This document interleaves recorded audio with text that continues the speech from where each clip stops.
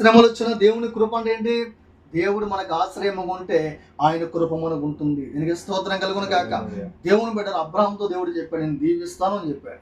కానీ దేవుని మాట ప్రకారం వెళ్ళిపోయాడు అక్కడికి. దీనికి స్తోత్రం. వెళ్ళిన తర్వాత అంచెలంచెలుగా దేవుడు దీవించాడా లేదా? దేవుడు దీవించాడా లేదా? దేవుడు దీవించాడు. దానికి స్తోత్రం కలుగును గాక. దేవుడు దీవెన ఒక మాట ఇచ్చాడంటే ఒక్క మాట మనం అర్థం చేసుకోవాలండి.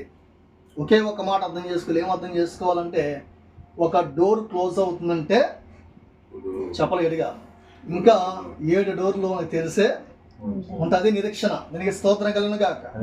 లేని నమ్మమన్నాడు. అబ్రాహాము పంపించినప్పుడు దేవుడు, అయా దేశం ఎలా ఉంటుందో, ఆ రాష్ట్రం ఎలా ఉంటుందో, ప్రజలు ఎలా ఉంటారో, అక్కడ నీళ్ళు ఉంటాయో లేదని చూడదంట. ఏమైపోయాడు? చూడలేని ప్రాంతానికి వెళ్ళిపోయాడు అంతే దేవుడు చెప్పాడు. దీనికి స్తోత్రం కలిగిన కాక. కొన్ని విషయాల్లో మనం అనుకుంటా ఉంటాం, ఏంటి ప్రభా వ్యవహారాలు ఉంటే కొన్ని పనులు ఉన్నాయి కదా, ఇక్కడే చేసుకుంటే మంచిది కదా అనుకుంటా. కానీ ఏమో దేవుని చిత్తం అక్కడ ఎలా ఉందో దానికి స్తోత్రం. అంటే మనం ఏమనుకోవాలంటే, నేను అనుకున్నాను నెల్లూరు మామూలుగా ఏంటంటే అత్తయ్య గారిని మామయ్య గారిని చూస్తాకి వెళ్తే సరిపోతుందిలే, వెళ్ళి మళ్ళీ వచ్చేద్దాం అనుకున్నాను. కానీ ఆ దేవుడి కృపను బట్టి అక్కడ పాస్టర్ గారు పరిచయం అయ్యారు. ఆయన ఏం చేశాడంటే, అయ్యా మీరు సాయంత్రం ప్రార్థన చేస్తాం, మీరు రండి అన్నాడు ఆయన. ఒక సాక్ష్యం వాక్యం చెప్పిన తర్వాత చాలామంది వచ్చేసారు ప్రార్థన చేయించుకుంటే. అందరూ లేని బిడ్డలు అనమాట. అంటే ఒరిస్సా వాళ్ళు. నాకు బాధ వేస్తుంది కనీసం పలహారం మంచితో కూడా ఆర్థిక పరిస్థితులను నాకు బాధ వేస్తుంది అక్కడ.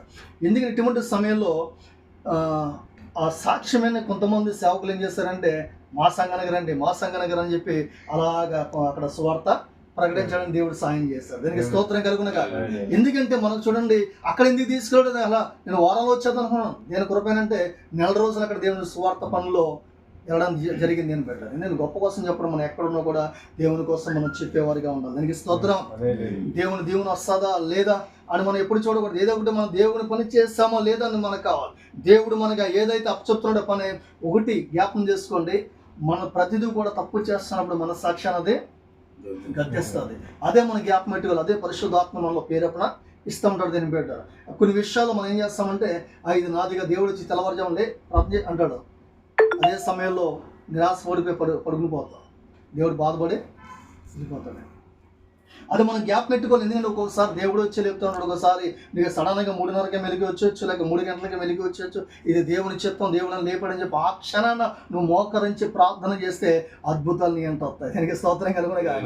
దేవుని బిడ్డరా, ఏపు అలా అనుకుంటే భార్య వచ్చి దూషించింది, ఇంకా అంత అయిపోయింది అనుకున్నాడు. కానీ ఆయన భక్తి విడిచిపెట్టలేదంట, ప్రార్థన విడిచిపెట్టలేదంట, స్తుతించడం విడిచిపెట్టలేదంట. అందుకే ఏపు చుట్టూ ఇంటికి కంచున్నా లాస్ట్గా భార్య అంటుంది, మరలా నీవే నాకు భర్తగా కావాలంటుంది. దానికి స్తోత్రం కలుగుగా. అంటే ఏంటి అద్భుతం? దేనివల్ల వచ్చింది?